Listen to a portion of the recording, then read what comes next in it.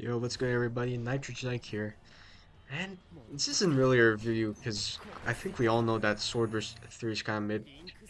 Like, I'm not even gonna cap, like, this, not just mid, this low-key garbage for the player count, you could say. However, I'm just gonna go into more detail as to why this is the case, why Swordburst 2 might actually be better low-key. Because, let's just dive right in. So first off, we have the animation. It's fine. I mean, it's serviceable. It's kind of mid, like, it doesn't feel very high effort, but at the same time, this is the kind of game that requires a bunch of updates. So I do understand why it is not the focus.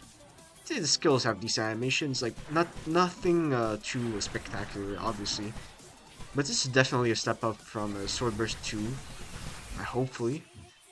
Although is it enough to compensate for the flaws? No, it isn't. So as you can see right here, I don't even need to move, I'm gonna win, slowly grind XP. You know, the grind is not the worst, like, it takes time, but not too much time. But it's very boring, it's very dull. Like, I could leave an auto clicker and I'd probably be able to farm in, like, one spot, you know? Because I don't have to move, I barely need to dodge even, I just have to dash here sometimes. But I don't even have to, like, rely on skills that much, you know. Yeah, I just do my side. I'm just slashing the behind, you know. Okay, pause. But you get what I mean.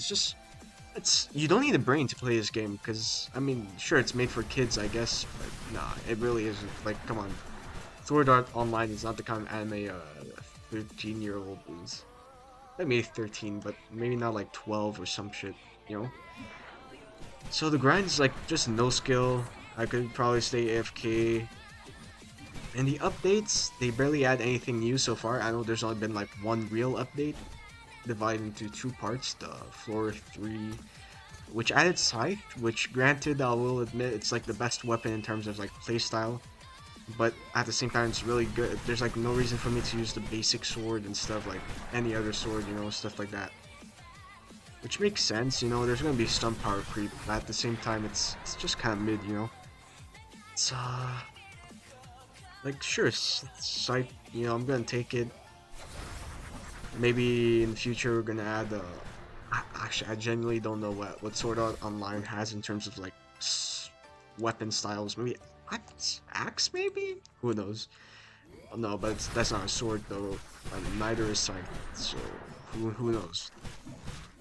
But yeah, it's a lack of innovation because Great Sword is fine, Katana is fine, but like the animations are mid. But the bursts themselves are also kind of mid because at the end of the day, your PvP is not prominent in this game despite it trying to be, and therefore there's like no reason for me to use what's this flurry instead of like or like the great wide slash or Tornado Rush instead of something that's more reliable for less SP and does more damage, because that's what PvP is.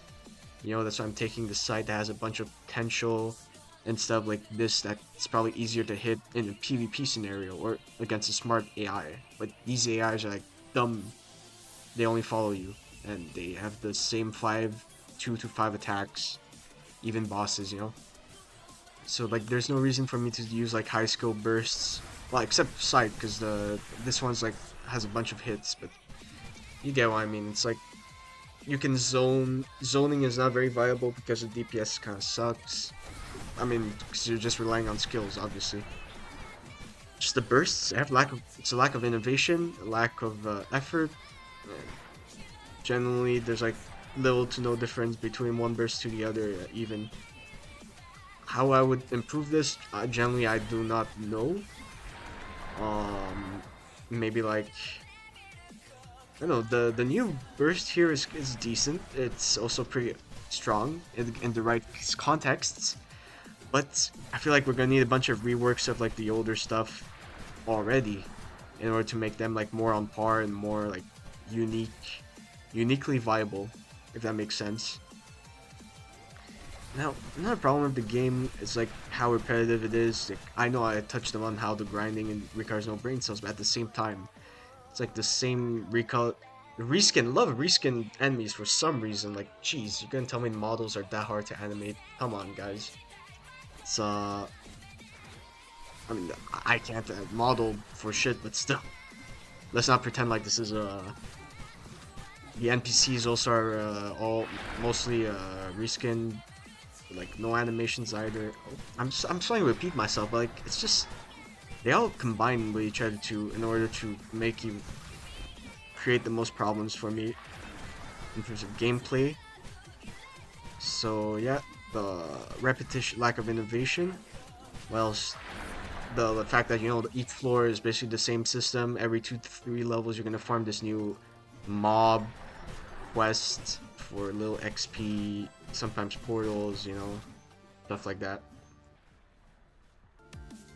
See, another problem, like, I know that they try to add new mechanics and whatnot, like Scythe or like the slowing down, like some opponents will freeze you, and the more you get slowed down, the more it stacks and the harder it is to escape from attacks. But I feel like these innovations are just so tame compared to what we're already used to on the platform. Like, I mean, just to name a few, maybe like Deep Woken or like, what's a grinding game? Oh, honestly, I don't know what kind of game is similar to this. I guess like Blocks Fruit, but I never played it. Never played it. Like, or Grand Peace Online, I guess. But you go. I mean, it's like a lack of innovation for 2024. Hopefully the updates at least roll quicker because of the low effort these updates take in general. But yeah, it's like it's lackluster.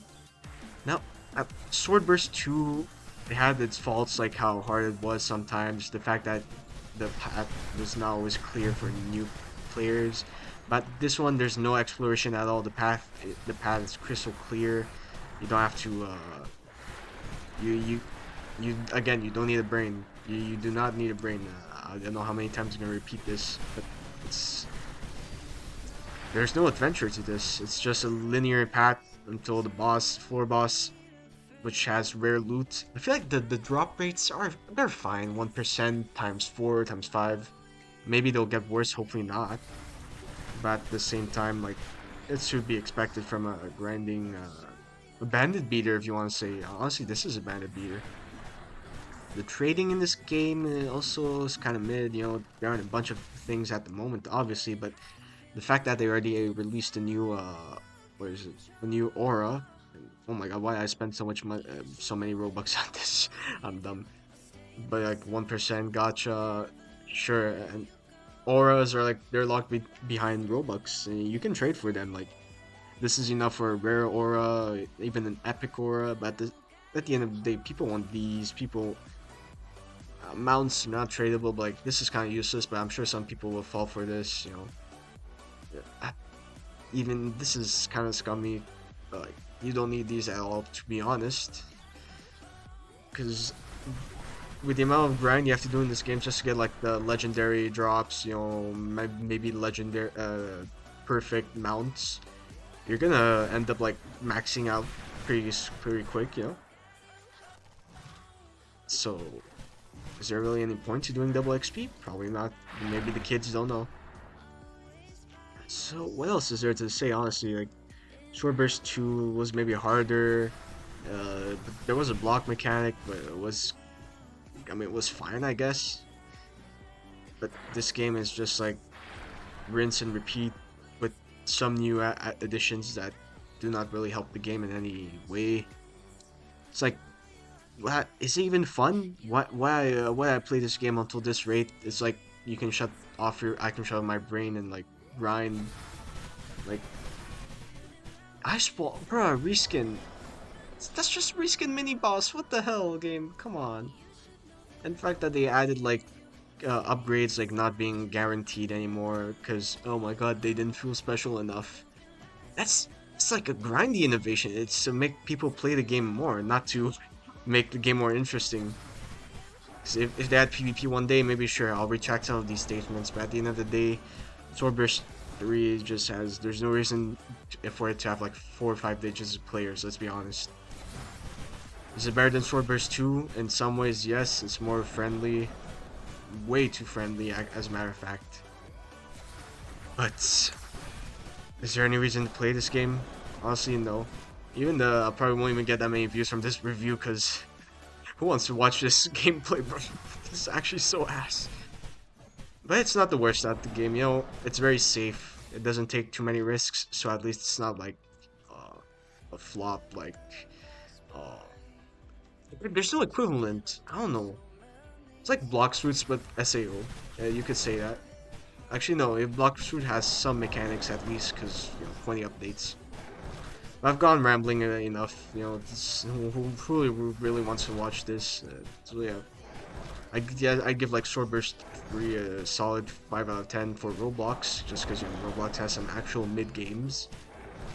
And yeah, so if you want to play this game, if you're a fan of SwordArtOnline, well, it's not a good day to be Okay, really, game? Okay. Anyways, yeah, it's not a good day to be a Sword Art. Bro, why is there one at the spawn? Anyway. Well, see you guys, and hopefully I'll find better games to play on this platform.